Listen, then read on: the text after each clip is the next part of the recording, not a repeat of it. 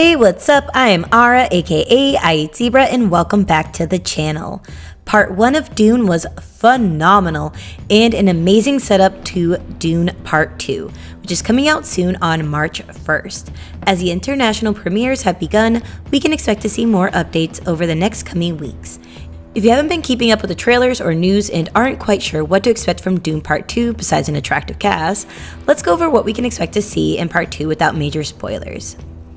Paul Atreides and his mother, the Lady Jessica, are going to continue assimilating to Fremen culture and feed into the Bene Gesserit prophecy of the Lisan al-Gaib, planted into the Fremen's belief system via the Missionara Protectiva. Paul's relationship with Chani is going to be vital to the assimilation into the Fremen lifestyle. We will see the beginning of their love story in this film. We are finally going to meet the Padishah Emperor, Shaddam IV of the House Corrino, being played by the legendary Christopher Walken, and his daughter Princess Irulan, portrayed by Florence Pugh. The Emperor conspired with the Harkonnens to overthrow House Atreides in Part 1. He currently believes he succeeded by killing Duke Leto and Paul, not knowing Paul and Jessica survived and are thriving in the deep desert of Dune. The Harkonnens also believe Paul is dead. The Baron orders the Beast Rabban to get a tighter grip on Arrakis. He does this by oppressing the Fremen and the other people of Dune. The Baron doesn't like Rabban and chose his other nephew that we are finally meeting as his heir. That other nephew is Fade Rotha, portrayed by Austin Butler.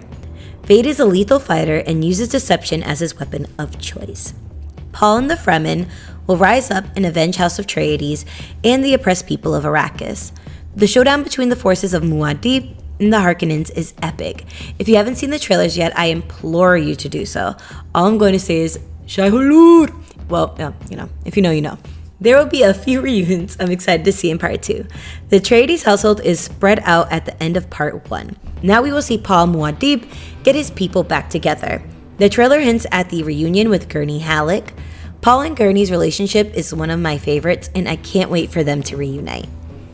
This may be a mini spoiler, but not really, as it was mentioned one time in Dune Part 1, but Jessica is pregnant with Leto's child.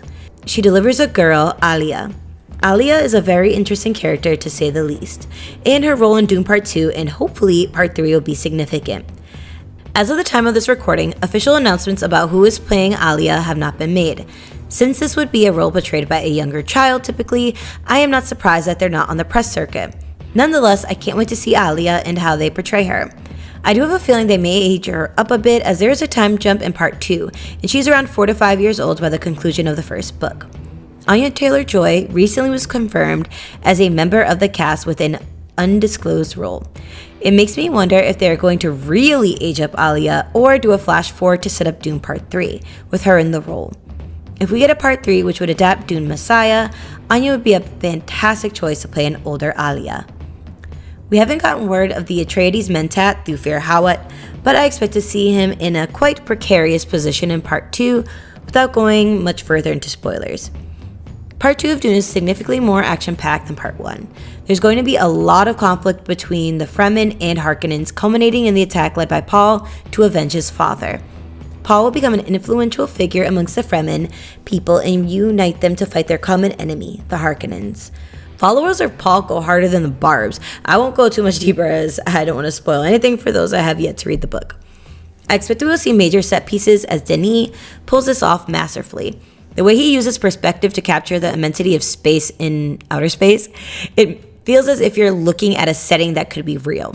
The world of Dune is significantly larger than our own, and it's Denis. His films always have visually appealing moments and settings. The cast was full of heavy hitters in Part 1, and the list managed to grow in Part 2.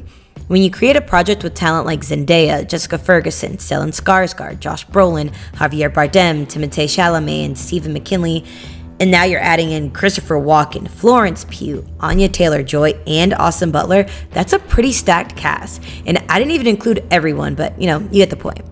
With an ensemble of this caliber, I have high hopes for the performances we will see. Who knows, maybe some of them will receive nominations come award season.